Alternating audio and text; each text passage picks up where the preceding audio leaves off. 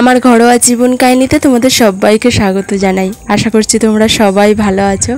আজকে আমি বাপের বাড়ি চলে এসেছি, আর হঠাৎ করেই এসেছি, একটা দরকার ছিল, তোমাদের আগে থেকে জানানো হয়নি। আজকের ভিডিওটা কিন্তু আমার বাপের বাড়ির ভিডিও তোমাদের সামনে চলে আসবে।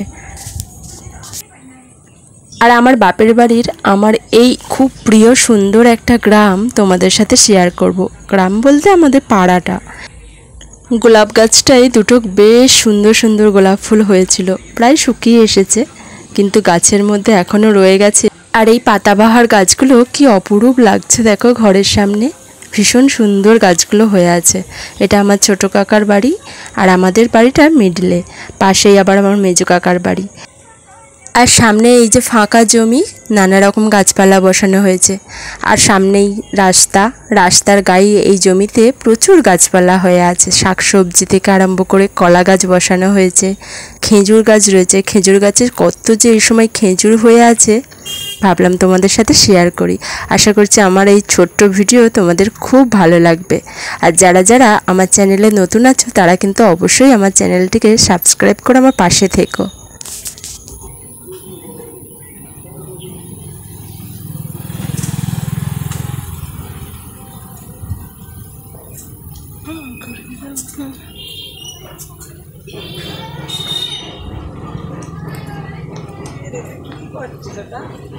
ও ভিডিও, খেজুর গাছে কি সুন্দর খেজুর হয়ে আছে।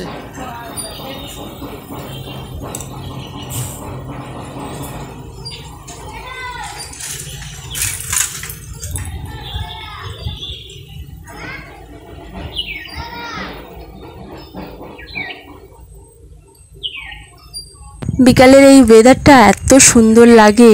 এই গরমের সময় বিকালবেলা কি যে হাওয়া হচ্ছে এই সময়টা, আর কত রকমের পাখির ডাক শুনতে পাচ্ছি। এই সময় এখানে দাঁড়িয়ে থাকলে মন তো একেবারে ভরে যায়। তার উপর রাস্তা দিয়ে কত লোক যাতায়াত করছে, একটু কত চেনা মানুষের সাথে দেখা সাক্ষাৎ হয়। আজ ছোটোবেলার স্মৃতিগুলো যেন এই সময় তাজা হয়ে যায়। বেশ সুন্দর লাগে আমার এই গ্রামটা।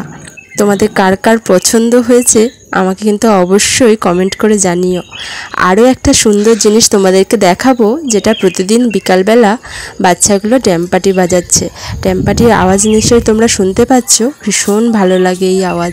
সামনেই কালী পুজো আছে, আমাদের এখানে রক্ষা কালী পুজো হয়, তার প্যান্ডেলও হয়ে গেছে। চলো তোমাদেরকেও সামনের দিকটা নিয়ে যাচ্ছি, যেখানে আমাদের কালী মন্দির, মনসা মন্দির, শিব মন্দির রয়েছে, এবং তার সাথে আছে দুর্গা বেদী। এই ছোট্ট পাড়াটিতে সব রকম পুজোই মোটামুটি হয়।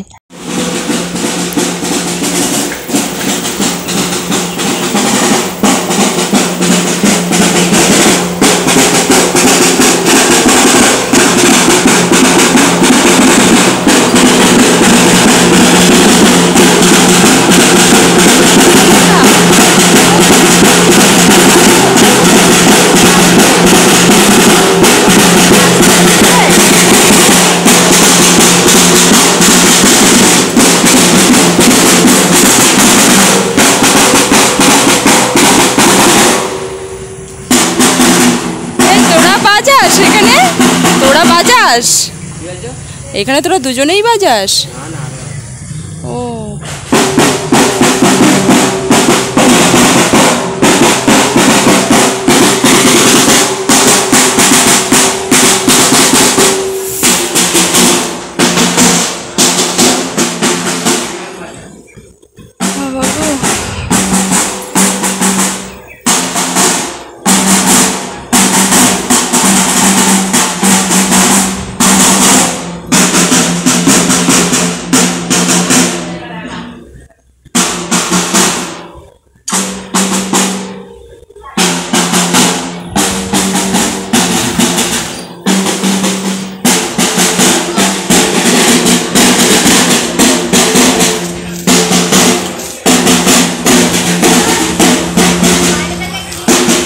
এই যে দেখতে পাচ্ছি, এটা হচ্ছে মা রক্ষা কালীর থান, প্যান্ডেল হয়েছে।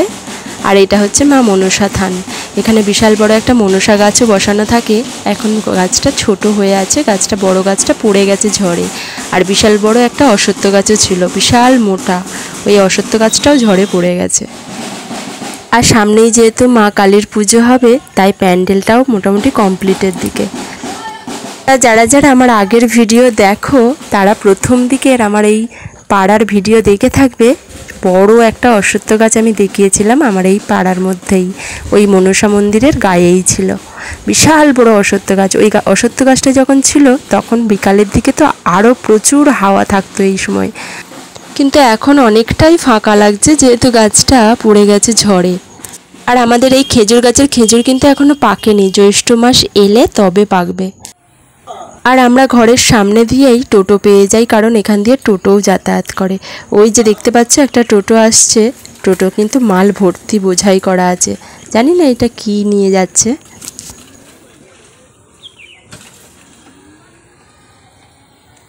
আর ওই যে কলা গাছের ঝাড়ি দেখতে পাচ্ছ আমার দাদা বসিয়েছে, বেশ কলা খাওয়া হচ্ছে এখন, সিঙ্গাপুরি কলা, কাঁঠালি কলা ভালোই হচ্ছে।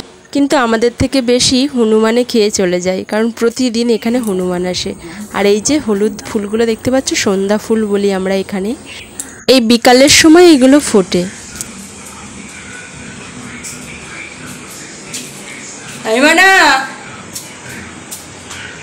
মান্থাই কি করছিস?